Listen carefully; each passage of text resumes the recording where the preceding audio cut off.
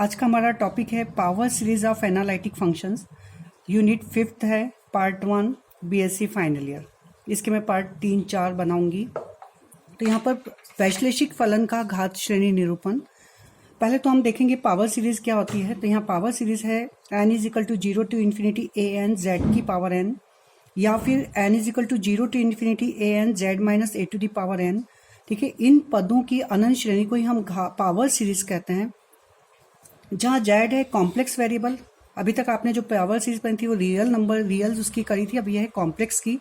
तो यहाँ जेड है कॉम्प्लेक्स वेरिएबल सम्मिश्र चर, और ए है यहाँ पर अचर। ठीक है, कॉम्प्लेक्स कांस्टेंट, कांस्टेंट मीन्स आप समझते हैं और वेरिएबल समझते हैं। तो यहाँ जेड की पावर n आपका एक वेरिएबल रहेगा। अब यहाँ पर ये जो पावर सीरीज रहती है ये किस टाइप की होती है, तो मैंने इसके एग्जाम्पल दिए हैं यहाँ पर। समेशन यू एन एक पावर सीरीज है, वो Z to the power n upon factorial n। तो यहाँ पर हम देखेंगे ये कन्वर्जेंट है या नहीं। तो कहीं कहीं हमारी जो पावर सीरीज होती है वो किसी सभी मानों पर कन्वर्जेंट होती है, कभी किसी एक पॉइंट्स पर नहीं होती, और कभी कभी पूरे डोमेन में कन्वर्जेंट होती है। तो ये वाला जो एग्जाम्पल है देखिए, समेशन यू एन लिया मैंने Z to the power n upon factorial n, limit ली मैंने limit n tends to infinity U N plus 1 upon U N है इसका जेड की power n upon factorial n। तो n प्लस 1 टर्म हो जाएगी इसकी जेड की power n plus 1 upon factorial n plus 1।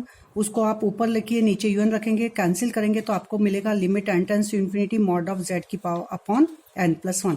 अब n टेंड्स टू मैं इन्फिनिटी करती हूँ तो 1 बाय इन्फिनिटी मीन्स 0, तो 0 मिला मीन्स लेस देन 1।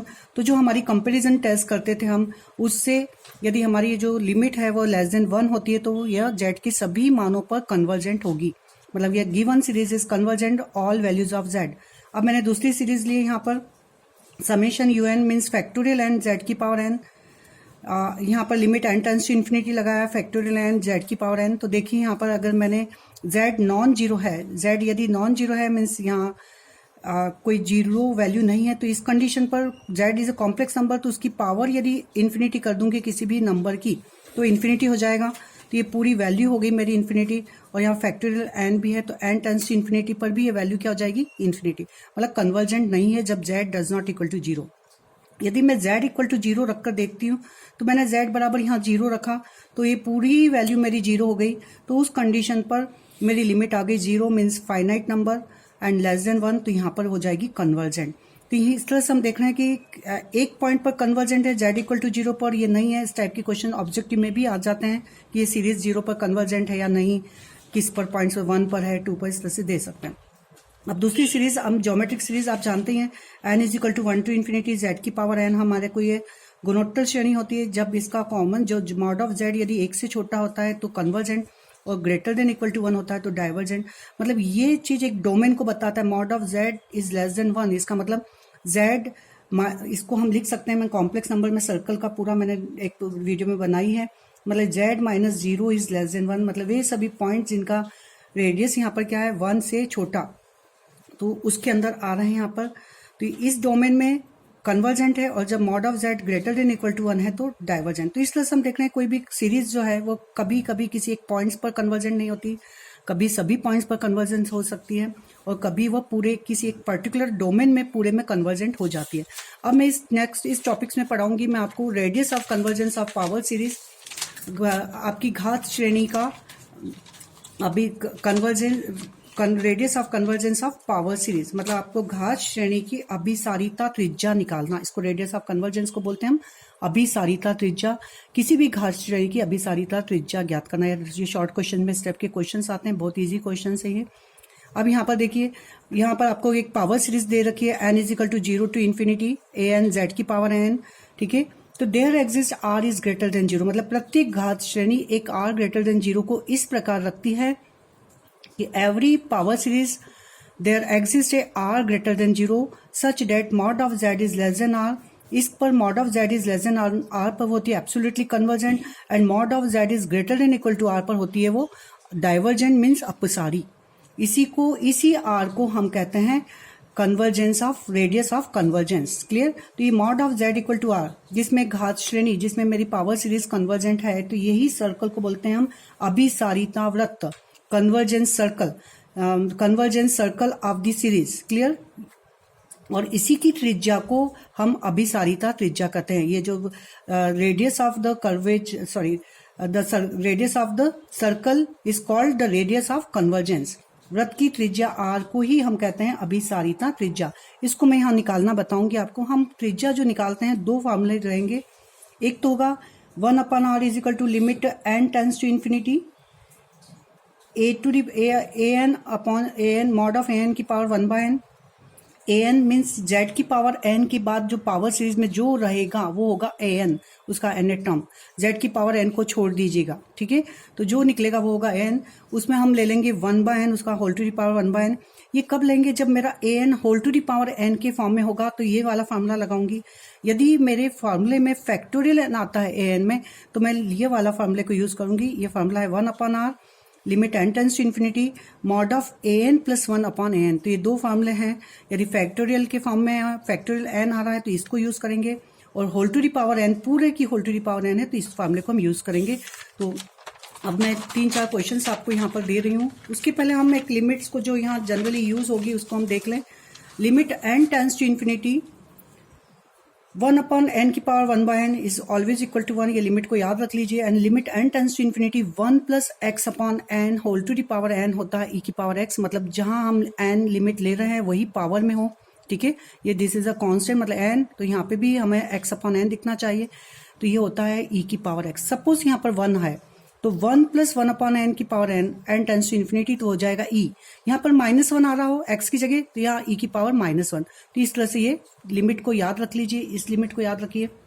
मैं 3-4 क्वेश्चन दे रही हूँ। निम्नलिखित घात श्रेणियों की मतलब यह जो पावर सीरीज है उनके आप रेडियस ऑफ कन्वर्जेंस निकालिए। तो पहला जो क्वेश्चन है summation n is equal to 0 to infinity 1/n to the power n zn। तो पहले तो आप पहचान करिए यहाँ पर an क्या है। z की पावर an को छोड़ने के बाद जो बचेगा वो है an। इधर देखिए यहाँ an मेरा है फैक्टोरियल n की पावर n की factorial n upon n to the power n। यहाँ मेरा z की पावर z माइनस 2i की पावर n है। इसको आप खोलेंगे फिर यहाँ जो बचेगा यहाँ ये मेरा an है। ये क्यों है? क्योंकि मैंने एक और पावर सीरीज का फॉर्मूला दिया था कि an z की पावर n या an z माइनस a की पावर n। तो यहाँ पर इससे आप कंफ्यूज मत होइए, ये आपका an ये है। क्लियर? ये इस फॉर्म में पावर सीरीज है मेरी। Summation an z minus a की पावर n किसी एक नंबर पर भी दे सकते हैं। क्लियर? तो यहाँ पर ये इस फॉर्म में है इसको। और यहाँ पर आपको an दिख रहा है 1/फैक्टोरियल n। तो पहले तो आपने पहचान कर ली an क्या है। अब an आपको जब पता चल जाता है तो मैं अब अपने फॉर्मूले पर आ जाऊंगी। an 1/n पहला क्वेश्चन ले रही हूँ। मैंने बोला था यदि an whole to the power n के फॉर्म में है तो हम 1/r बराबर limit n tends to infinity mod of an की पावर 1/n इस फॉर्मूले को फॉलो करेंगे। तो देखिए यहाँ पर an की वैल्यू रखिए। तो an की वैल्यू है यहाँ पर सॉरी n 1/n की पावर n ये रखा मैंने। n से n कैंसिल हो जाएगा पावर से। Limit n tends to infinity पर 1/इंफिनिटी 1/इंफिनिटी मीन्स 0। तो मेरा r आ गया 1/r equal to 0 means r आ गया यहाँ पर 0। क्लियर? तो रेडियस हो गई यहाँ पर मेरी 0। अब यहाँ पर आप ये गलती मत कर देना कि 1/r इक्वल टू 0 तो r को उधर लगे तो 1/0 मीन्स इंफिनिटी। रॉन्ग। मतलब 1/r equal to 0 means r equal to भी 0 रहेगा। अब यहाँ पर an किस तरह से होगा देख लीजिए। 1/r इक्वल टू 0 तो मैं r डिनोमिनेटर को ऊपर ले जा रही इसको लिखा तो यहाँ पर मैं r इक्वल टू क्या आ जाएगा यहाँ पर 0। अब an बराबर फैक्टोरियल n की पावर n इस वाला क्वेश्चन को देखिए यहाँ पर। तो यहाँ पर an मैंने बोला फैक्टोरियल n यदि आपके पास आ जाता है तो हम कौन सा फार्मूला फॉलो करेंगे। 1/r बराबर an प्लस an ये वाला फार्मूला को मैंने बताया था। तो an निकाला। अब यहाँ पर an प्लस 1 निकाल रहे हैं तो जहां भी n है वहां पर n प्लस 1 रख देंगे तो ये आ जाएगा। an प्लस 1/n निकालिए तो ये अपॉन ये करिए। तो यहाँ से मेरे को स्टेप फैक्टोरियल n प्लस 1 बराबर आपको पता है फैक्टोरियल n प्लस 1 बराबर होता है n plus 1 into factorial n। तो मैंने इसको ब्रेक करा। हमेशा फैक्टोरियल वाला जो प्रॉब्लम होता है उसमें बड़े फैक्टोरियल को छोटे में ब्रेक करते हैं, छोटे को एज इट इज रहने देते हैं। तो मैंने फैक्टोरियल n को ऐसे ही रहने दिया, इसको ब्रेक करा है। तो यहाँ से मुझे n प्लस 1 मिला। ये फैक्टोरियल n कैंसिल पावर में अब ये पूरी स्टेप मिल गई मुझे। n प्लस 1 की पावर n प्लस 1 तो एक n प्लस 1 मैंने यहाँ से इसको हटा दूंगी तो मेरे पास अब बचेगी n प्लस 1 की पावर n। एक n प्लस 1 को ये भी हटा दिया, ये मिला मुझे। अब यहाँ पर a N plus one upon A N बराबर आ गया n upon n plus one. इसमें से मैंने अंदर से एन को कॉमन लिया, तो एन हटाने के बाद में, क्योंकि अगर मैं लिमिट लेती हूँ तो इन्फिनिटी अपॉन इन्फिनिटी की फॉर्म में आ रही है, कभी भी लिमिट मेरी infinity upon infinity and zero upon zero के फॉर्म में नहीं आनी चाहिए। अगर इस तरह की आपकी लिमिट आ रही है तो आप गलत कुछ कर रहे हैं, कॉमन लीजिए, वापस आपको कुछ लिमिट सही मिलेगी। तो मैंने एन को कॉमन हटाया। अब ये मेरा one plus one upon n की पावर एन, ये वाला फॉर्मूला मैंने कहा ये लग जाएगा। Limit n tends to infinity one plus one upon n की पावर एन बराबर ई, एक्स मतलब वन है यहाँ पर, तो यहाँ पर ये फॉर्मूले को मैं फॉलो करूंगी। तो वन अपॉन आर बराबर मैंने बताया था कि वन अपॉन आर बराबर limit n tends to infinity A N plus one upon A n लगाएंगे, मतलब limit n tends to infinity A N plus one upon A n की जो हमने वैल्यू निकाली थी यहाँ रख दीजिए, तो लिमिट पर आ जाएगी इसकी वैल्यू वन अपॉन ई। तो one upon are is equal to one upon e means are is equal to हो जाएगा आपका ई के इक्वल। तो रेडियस ऑफ कन्वर्जेंस आपकी आई ई। इसी तरह से इसी प्रॉब्लम्स को आप सॉल्व करिए, तो यहाँ पर आएगी आर बराबर वन आएगा, और इसको सॉल्व करेंगे तो यहाँ आएगी आपकी R is equal to infinity. First question देखिए, यहाँ R one by R is equal to zero, मतलब one upon are is equal to हो जाएगा one by zero. One upon zero means are is equal to हो जाएगी आपकी infinity, यहाँ zero नहीं आएगा तो आर मेरी हो जाएगी इन्फिनिटी। इस प्रॉब्लम में भी यही रहेगा, यहाँ पर आपके आ जाएगा one upon r equal to zero, मतलब आर आपकी इन्फिनिटी हो जाएगा। Clear, one upon zero means infinity. इस तरह से इसको पूरा देखिए, तो यहाँ पर ये रॉन्ग था, इसको मैंने करेक्ट कर दिया है। तो इस तरह से आप रेडियस ऑफ कन्वर्जेंस निकालना सीख गए। अब हम एक का टाइप का और क्वेश्चन ले रही हूँ। यहाँ पर एक क्वेश्चन है एफ ऑफ जेड बराबर दे रखा है जेड की पावर एन टू की पावर एन प्लस वन। ये पूरी की टू की पावर केवल एन है, प्लस वन इसके साथ में है, अंदर पावर में नहीं है। तो रेडियस ऑफ कन्वर्जेंस निकालना और साथ में आपको प्रूफ करना है two minus Z f of z minus two tends to zero. तो देखिए यहाँ पर ए एन निकाल लिया मैंने, ए एन बराबर आया वन अपॉन टू की पावर एन प्लस वन। पूरा whole to the power n में नहीं है, केवल टू की पावर एन है, प्लस वन हो गया है, तो इसमें हम A N plus one upon A n. तो ये प्रॉब्लम है आपका। तो इसकी रेडियस ऑफ कन्वर्जेंस निकालना और साथ में हमें ये शो करना है कि two minus Z F Z minus two tends to zero. तो सबसे पहले मैं रेडियस ऑफ कन्वर्जेंस निकालूंगी। ए एन बराबर है वन अपॉन टू की power N plus one, A N plus one हो जाएगा वन अपॉन टू की power N plus one plus one. तो हम ए एन वन अपॉन आर बराबर A N plus one upon A N वाला formula लगाऊंगी, limit n tends to infinity. आप लोग लिमिट लगाना भूल जाते हैं, ध्यान रखिएगा, यहाँ लिमिट लगाते रहिएगा जब तक कि हमने उसकी वैल्यू पुट अप ना करी। तो यहाँ पर limit n tends to infinity A N plus one का formula, a N plus one means ये नीचे आ जाएगा और ये ऊपर चला जाएगा क्योंकि अपॉन में है। अब यहाँ पर टू एन को कॉमन लीजिए इधर से, और इधर हाईएस्ट पावर क्या है टू की पावर एन प्लस वन। तो मैंने ऊपर से जो आपका अंश है न्यूमरेटर वहां से लिया टू की पावर एन कॉमन, तो one plus one upon two N आ जाएगा। इधर टू की पावर एन प्लस वन लिया तो ये आ जाएगा। अब चूंकि यहाँ पर टू की पावर एन है और टू की पावर एन प्लस वन, तो यहाँ वन बाय टू बचेगा। और limit n tends to infinity पर वन बाय इन्फिनिटी मतलब जीरो, ये भी जीरो हो जाएगा, मतलब वन प्लस जीरो वन, और इधर वन प्लस जीरो ये भी वन, मतलब वन बाय टू मेरी लिमिट आएगी। तो one by R is equal to two, तो R is equal to value हो जाएगी मेरी टू। क्लियर, तो R is equal to radius of convergence निकल गया। अब हम आगे बढ़ेंगे, यहाँ पर क्वेश्चंस पर दे रखा है टू माइनस, ये मुझे प्रूव करना है। तो चूंकि एफ ऑफ जेड बराबर मेरे को दिया है ये इसके इक्वल, तो ये रखा मैंने, इसको मैं रिप्लेस कर सकती हूँ कि डिनोमिनेटर जितना बड़ा होता है, मैं बता चुकी हूँ कि उतनी वैल्यू कम हो जाती है। तो मैंने इसको टू की पावर एन प्लस वन में से प्लस वन हटाया, तो मेरा डिनोमिनेटर मैंने छोटा कर दिया है, तो मेरी वैल्यू बढ़ जाएगी। तो इसको मैंने इससे रिप्लेस कर दिया। इसको मैंने खोला तो ये मिलेगा एन बराबर जीरो से रखा, तो फर्स्ट टर्म वन, फिर z by two, z square two की पावर टू, फिर जेड क्यूब टू की पावर थ्री। इस तरह से स्टेप आएगी। ज्योमेट्रिक सीरीज दिख रही है। इसका अनंत पदों का योग होता है formula one upon one minus r. तो यहाँ पर हो जाएगा ये इसकी value one upon one minus z minus two, z upon two. Clear, इसका कॉमन रेशियो दिख रहा है आपको जेड अपॉन टू।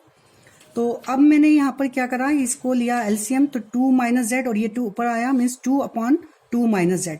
तो एफ ऑफ जेड की वैल्यू निकल गई मेरी two upon two minus z. अब हमें जो पूछा है, हमें पूछा है कि two minus Z F z tends to zero minus two tends to zero as limit Z tends to two. तो मैं इस पर लिमिट ले लूंगी इस पर। तो मैंने लिया limit Z tends to two, two minus Z F Z, तो limit Z tends to two. Clear,